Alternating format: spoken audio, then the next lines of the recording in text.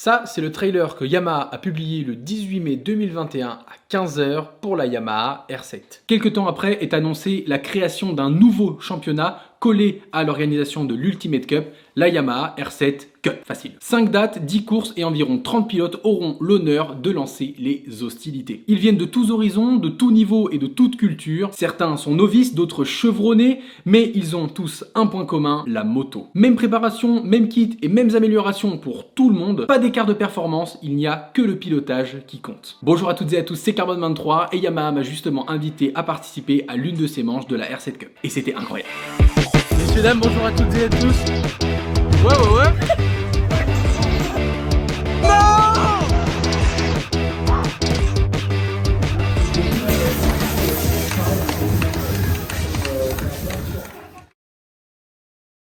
Messieurs, dames, bonjour à toutes et à tous. On se retrouve sur le circuit du Val de Vienne au Vigan.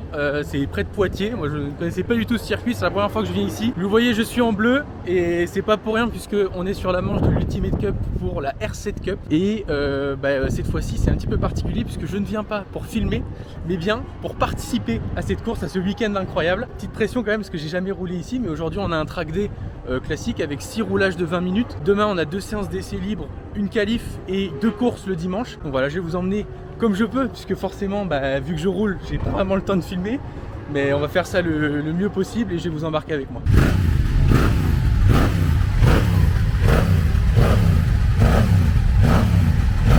Le temps, tu coupes, le temps que c'est graine, tu vois. Plus tu coupes tard et moins c'est graine. Le temps est long.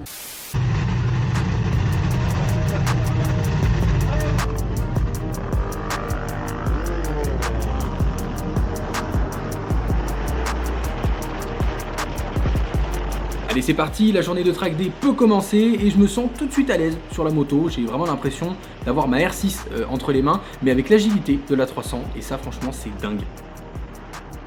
On est vraiment beaucoup pendant le roulage et on doit partager du coup la piste avec d'autres pilotes qui ne participent pas à la R7 Cup. Je suis donc parfois gêné, mais j'arrive à prendre quand même mes marques petit à petit. Il me reste juste à trouver une bonne roue d'une R7 pour avoir les bonnes trajectoires et essayer de faire tomber les chronos l'après-midi. En attendant, c'est la pause et on va en profiter pour passer la moto au contrôle technique afin de valider sa conformité pour les épreuves officielles du lendemain.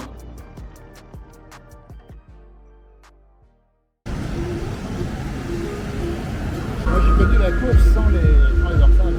Oh, sérieux? Sans les dorsales? Ah, mais c'est la mienne justement. Le passage de la moto au contrôle technique. Qu'est-ce que je vous donne en premier? De l'argent. Ouais, voilà. Ah. Alors vas-y, c'est-à-dire combien Oh,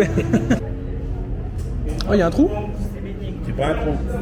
Il est cousu, donc tu vas l'arracher. Ah d'accord, c'est bien. Alors, ton numéro est quelle catégorie? 8 R7 Cup. Une bonne course, un bon week-end. Merci beaucoup à vous aussi. Oh lolo, Eco 3, attention. Pause. Là, je suis obligé de vous présenter ce gars. Vous voyez ce mec qui est en train de galérer avec les béquilles de stand et la moto? Eh ben lui, c'est le mec qui a rendu mon week-end encore plus incroyable qu'il ne l'était déjà. Je vous présente Hubert, qui est mon mécanicien qui m'a été attitré pour tout le week-end. Quand je vous dis que Yamaha m'a invité, ils n'ont pas fait les choses à moitié. Incroyablement gentil et dévoué, vous verrez que Hubert a tout fait pour moi pendant ce week-end, aussi bien au niveau de la mécanique que moralement. Et franchement, ça a été un vrai soutien, donc merci à toi. Bref, vous verrez de quoi je parle. Reprenons. C'est bon, elle passe? Ouais. Elle est là, hein. Bon, normalement, le contrôle technique moto et équipement est passé, donc on est bon pour essai libre, qualif demain et les 2 courses de dimanche. Ouais, messieurs, dames, c'est la pause de midi. Là, on vient de finir le contrôle technique. Franchement, ce matin, ça s'est plutôt bien passé. Je suis plutôt à l'aise sur la moto. Je connais pas du tout le circuit, donc j'ai du mal à prendre les bonnes trajectoires. C'est trop bien, cette moto est incroyable. Le circuit du Vigan est génial aussi. Et puis voilà. Et bah écoutez, on va faire les 3 autres sessions et puis on essaie de s'améliorer quoi.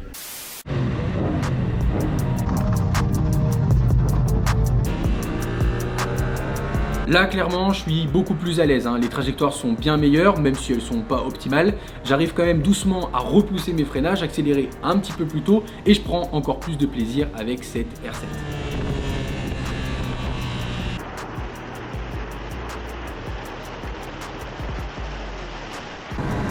Après un freinage un petit peu osé d'un concurrent où je me suis clairement chié dessus, je commence à faire mes premières bagarres en piste avec cette super moto qui est vraiment très facile à prendre en main.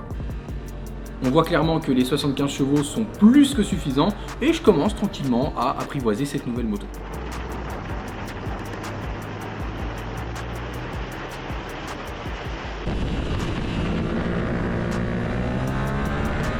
Après une bonne journée de roulage, il est temps de se détendre un petit peu et pour ça, Yamaha a tout prévu. Oh, t'es mal les plans, t'es mal les plans. Attention. Ah, c'est dangereux d'être caméraman, hein. Oh non, allez, non, ça compte pas, ça compte pas.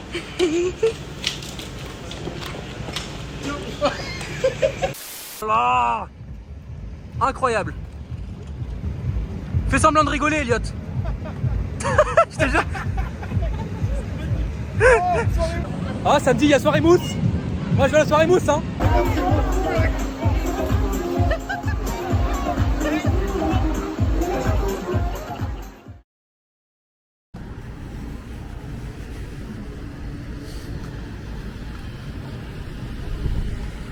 Messieurs, dames, jour 2, on est samedi. Aujourd'hui, c'est un peu plus light parce qu'hier, c'était quand même une grosse journée de roulage. On a eu 6 sessions de 20 minutes. Aujourd'hui, c'est un peu plus tranquille. On a une première session d'essai libre 1 là d'ici 1h vers 9h et quelques. Et puis on en a une deuxième à 11h20. Et après, c'est les qualifs à 17h45. Donc il y a vraiment un gros gap entre les deux. Là, du coup, pour vous informer, on part au briefing du samedi matin. Ça, c'est un briefing qui est obligatoire pour tous les pilotes qui participent aux courses, notamment nous pour la R7 Cup, pour les hypersports, les 1000, les 600, l'endurance, etc. Divulgue pas ton numéro. T'es tombé, ça va? Alors je le répète, je le redis et redis, le damier c'est une seule fois, donc à chaque fois vous vous marrez, mais en général dès le samedi matin j'en chope 3-4 qui font des doubles ou des triples damiers. Donc franchement c'est pénible. Bon, je vous rassure, hein, elle était très gentille la madame de la FFM, elle nous a surtout fait le rappel des règles de sécurité en piste et aussi en dehors, les procédures de départ et aussi les pénalités en cas de faute ou alors de track limit, donc quand on dépasse les limites de la piste. Parce que ça c'était un vrai sujet du week-end aussi, hein, pour ceux qui étaient là. Bon, et ben ça y est, hein, maintenant que le briefing est fait, on n'a plus qu'à se préparer pour la première séance d'essai. Là, ça va être vraiment les tours chronométrés, entre guillemets, officiels. C'est là où on va voir vraiment où on se situe dans le peloton de R7, quoi. Tout le monde a la même moto. Donc t'as pas d'excuses en disant ouais mais lui il a une prépa. Tout le monde a la même chose. Donc là c'est vraiment le talent pur. Donc voilà, on va voir. Moi je me situe vraiment tout en bas, hein. Mais bon, j'espère pas dernier non plus.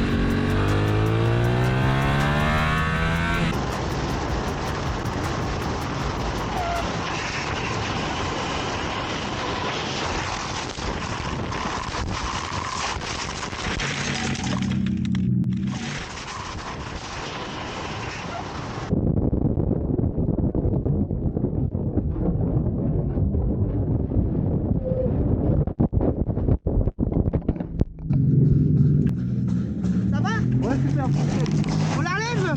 On se sent en sécurité. Là il va bien. Tu vas là vous aider, j'ai l'airbag là qui a pété. Alors il a le airbag qui a pété, c'est tout. Tu tiens le guidon, je la pousse. C'est bon? Tu peux tenir? Hein? Pardon? On la pousse? On se met en sécurité là-bas. Ouais. Il a son airbag qui est déclenché donc il a du mal.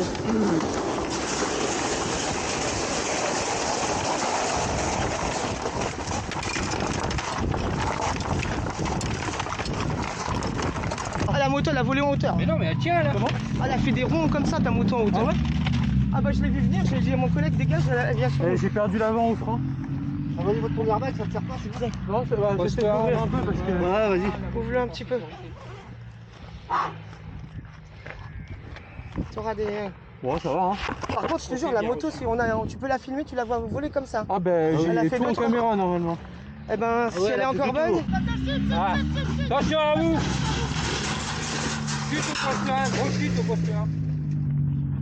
Pilote debout. Mets-toi en sécurité. Le pilote est debout. Oh, vous allez tomber aux deux en même temps là. Mettez-la dans l'autre sens, les gars. Quoi? Vous pouvez la mettre dans l'autre sens. Ah mais après on n'est plus personne en poste là.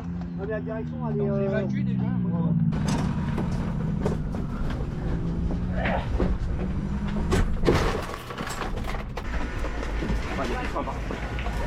Ah bah oui, il n'y a plus de bocal. Je joue avec l'embrayage.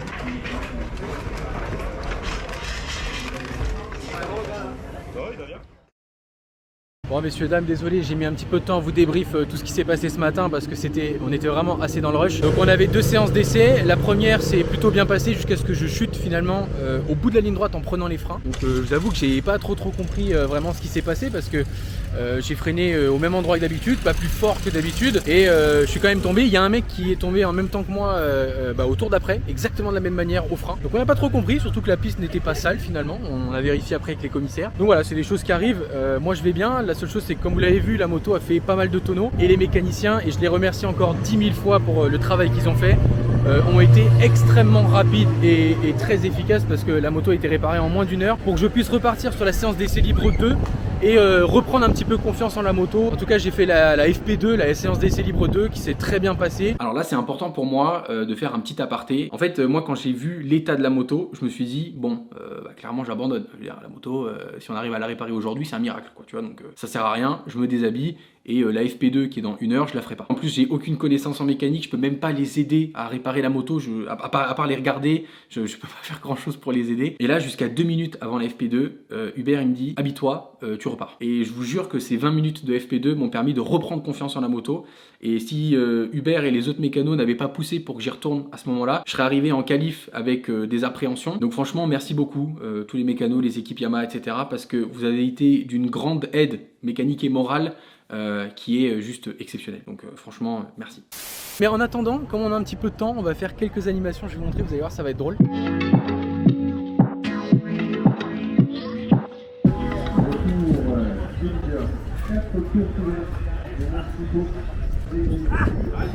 Les impressions là après ce Grand Prix incroyable. Ah bah dommage, hein, dommage. Il aurait fallu un peu plus d'essais avec Toi t'étais bien parti le premier en plus hein. Ouais. Mais ouais, mais en électrique c'est dur.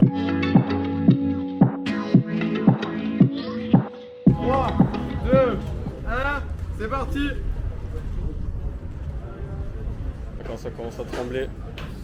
Valério t'es déjà rouge un petit peu là. Allez Richard, on est avec toi, Rich. 4 minutes. Rien. Ah.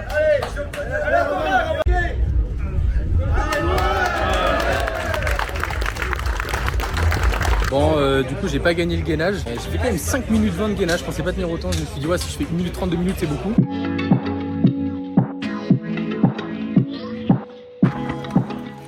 Let's go! Let's go, on a gagné non? Ça c'est mon poulain, ça c'est bon ça. Yes. Let's go! La finale! Aïe aïe aïe, ça va être dur. Ça va être compliqué là. Ça va être compliqué. Allez, on l'entend. Le mec joue en claquette avec des chaussettes. Faut pas se laisser impressionner. Tout va bien, t'inquiète. Oh c'est bon. Oh, c'est bon. Non! Ouais, on fait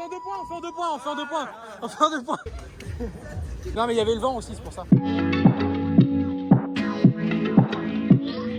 Là c'est la super finale, donc équipe 1 et 2 qui doivent démonter et remonter le levier de frein et le levier d'embrayage. On rappelle qu'il y a un poste à prendre au yacht si jamais vous êtes assez rapide. Marcus qui a adopté la technique de je mets tout dans la poche. Technique efficace qui n'est pas utilisée par l'équipe adverse apparemment. Vas-y pour tous les groupes.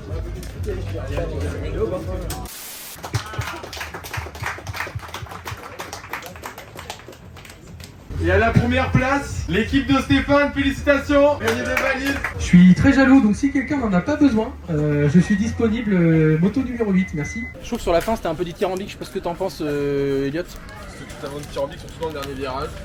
Mais bah après ça dépend où se trouve ta zone de confort finalement. Moi je trouve que si t'as une bonne zone de confort qui se trouve en B+, clairement je pense que t'es d'accord Héloïse. Bah, ouais. X égale à 3. Non bah voilà. E égale MC2 quoi, enfin je veux dire clairement ta zone d'incertitude, moi je la trouve très dithyrambique. Je sais pas si... Je crois qu'il en a marre de nous. Il va démissionner, il en a. Il veut plus venir avec nous sur les événements. Moi déjà, il me parle plus depuis ce matin.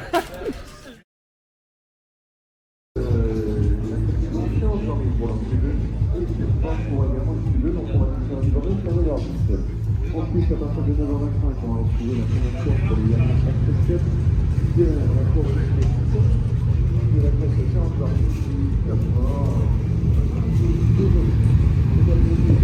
Là, les choses sérieuses commencent. J'ai repris confiance, je suis de nouveau à l'aise sur la moto et surtout j'ai pas peur. Un petit peu quand même, hein, on va pas se mentir, je me chie dessus. Et du coup j'ai qu'une envie, prendre le départ et ça y est, me bagarrer en piste. Ça y est, dernier réglage, on va partir pour la première course. Et voilà, j'ai rien à vous dire là, juste j'ai hâte, on y va.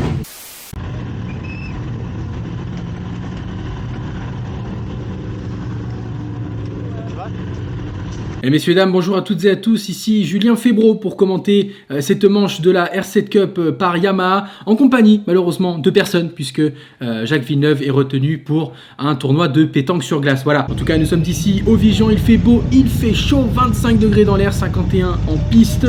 Alors effectivement je ne suis pas un habitué du micro en moto, mais voilà, j'avais un petit peu de temps libre ce week-end et c'est une occasion que je ne pouvais pas rater puisque messieurs dames nous avons la présence d'invités de marque tels que Christophe Vuillot et Tom Pagès, mais on retiendra surtout la moto numéro 8 avec un pilote possédant un palmarès moto complètement délirant, champion de la bêtise depuis 1998, vice-champion du monde de la panne d'essence et bien entendu tout de même quand même une course de 24 heures terminée avec le team RT72 au Mans cette année. Je parle bien entendu, messieurs dames, de Carbone 23. Alors il démarre en 27e position, quasiment au fond de la grille, mais il se montrait plutôt confiant tout à l'heure au micro de Canal. Regardez. Yeah, you know, the qualifying was quite difficult because after my crash in FP1 I had some trouble with the bike, so yeah, it was quite difficult to understand it, but thanks to all the team Yamaha, they did a great job on, and then I can try to push very hard in the last minute of the session, so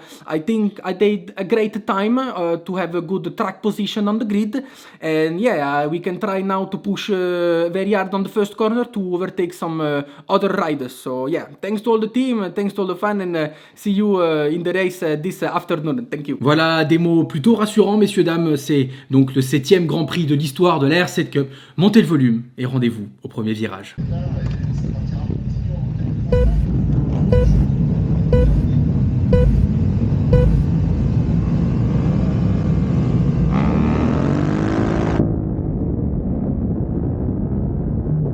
Oh là là là là là là, messieurs dames, mais quel départ de Carbone 23 sur la moto numéro 8 qui se porte tout de suite au freinage à hauteur des autres concurrents devant lui. On a vu, on le voit là actuellement à l'écran, la 63, Olivier Ricourt qui se porte à l'intérieur sur la droite. Mais non, Carbone 23 ferme bien la porte, il reste en piste, il tente de rapprocher devant sur la numéro 54, Valentin Grenier. Et là on la revoit encore une fois à la 63 derrière, monsieur Ricourt qui tente de passer Carbone 23 encore une fois sur l'intérieur, mais ça ne passe pas. Carbone qui passe cette fois-ci un petit peu plus large, qui tente de se rapprocher encore une fois de la 54, et on voit Thomas Ballanger devant qui prend clairement le large avec la numéro 17. Et là c'est la ligne droite, hein, messieurs dames, ça joue les aspirations, il faut être solide au freinage et Carbone 23 l'est, il arrive quasiment à se porter à hauteur de la numéro 54 et ça ne s'arrête plus, messieurs dames. De nouveau une petite ligne droite, est-ce que l'aspiration va pouvoir jouer? On sent que Valentin Grenier, la 54, prend une meilleure sortie de virage, et là quel freinage de Carbone 23 qui arrive à racoler. Oh, on le voit, ça y est, Thomas Ballanger qui fait une erreur, qui est un petit peu trop large, qui se fait tout de suite dépasser par Valentin Grenier sur la 54 qui prend le large. Est-ce que Carbone 23 se dirait pas dans sa tête, tiens, c'est le moment d'aller chercher Tibal 17? Mais non, c'est compliqué, il a une très bonne réaccélération, et voilà qui arrive la numéro 5, messieurs dames, Théo Serrière. Mais quelle remontada, il est allé faire les freins à Carbone 23, mais on le voit, il ressort mieux sur la numéro 8, il va pouvoir avoir une meilleure accélération, regardez-moi ça. Mais quel duel, qui va freiner en premier, messieurs dames? Mais oui, c'est Carbone 23 qui arrive à faire la différence au freinage. Est-ce que ça suffira à maintenir Théo Serrière à l'arrière de lui? Et parce qu'on le revoit encore une fois, Thomas Ballanger qui prend le large, mais est-ce que la numéro 5 va revenir sur la numéro 8, messieurs dames? C'est ce qu'on se pose comme question. Et oui, ça y est, il est de nouveau meilleur sur cette ligne droite, Théo Serrière, avec sa moto numéro 5, il fait la différence de nouveau au freinage. Est-ce que Carbone 23 peut encore une fois refaire la différence sur l'accélération? Ça me paraît compliqué. On voit la numéro 5 qui prend déjà clairement une belle avance. Je pense que là c'est la fin pour Carbone 23. Effectivement, il terminera la course quand même en 24e position avec quelques chutes devant. Il prend le temps, comme à son habitude, de saluer les commissaires, c'est très important. Et puis voilà, quelle course, quel départ, c'était beau. Et puis ça nous a fait plaisir. Merci à tous. Bon messieurs dames, la course 1 c'est terminé et en vrai de vrai je suis très content de moi. Je suis parti 27e sur 29, j'ai fait un plutôt bon départ je trouve. Je me suis collé au mec de devant pendant 2-3 tours et pour finalement terminer 24e sur 29. Je suis content, j'ai pas fait tomber la moto, je me suis fait plaisir surtout, c'est le plus important. Et voilà, 10 tours ça passe vite, t'es dans l'adrénaline, t'es dans le truc, j'ai amélioré mes chronos etc. Bref j'ai kiffé et bah là on va aller manger, digérer tranquille, se reposer, s'étirer et puis on passe à la course 2.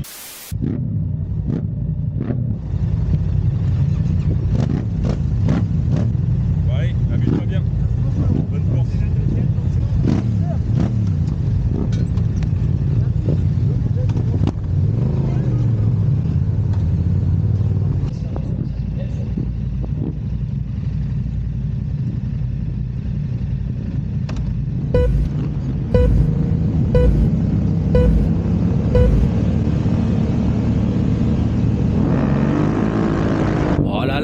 Mais quel départ moyen de la part de Carbone 23 sur la moto numéro 8.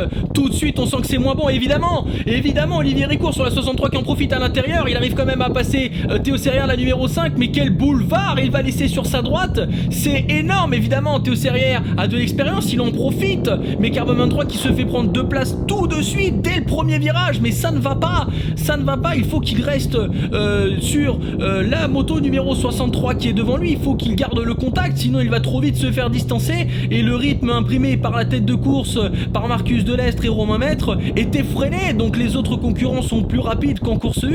Ils ne se font pas avoir par les petits pièges. Et puis ça y est, la ligne droite, la première, ça joue les aspirations. Est-ce que Carbone 23 peut porter une attaque sur la 63? Ça me paraît compliqué. On voit Thomas Ballanger, la numéro 17 devant, qui imprime un très très bon rythme sur ce petit groupe de 3-4 pilotes avec Olivier Ricourt et Théo Serrière. Mais c'est trop rapide pour Carbone 23. Un mauvais départ sur une course de 10 tours et ça se paye très très cher, messieurs dames. Il arrive, je pense, et oui, beaucoup trop loin en freinage au bout de ligne droite. Il rentre 3 rapports en deuxième, il réaccélère plutôt mais mal. Ah, peut-être pas. Il a quand même la roue arrière d'Olivier Ricourt sur la 63 qui est très proche de son casque. Est-ce que ça peut suffire pour porter une attaque? Ça me paraît compliqué. Ah là, ça coûte cher sur 10 tours, messieurs dames. Il est beaucoup moins incisif et offensif que sur la première course. Carbone 23 sur la numéro 8. Est-ce que donc il pourrait faire une croix sur une meilleure position qu'en course 1? Je pense, évidemment. Donc voilà, là c'est sûr, ça se termine sur une 27e position et c'est pas mal, mais on en attendait plus de lui. Il faudra qu'il prenne sa revanche, mais c'était quand même bien. On retiendra tout de même le fait qu'il se soit battu jusqu'au bout et franchement bravo pour ça.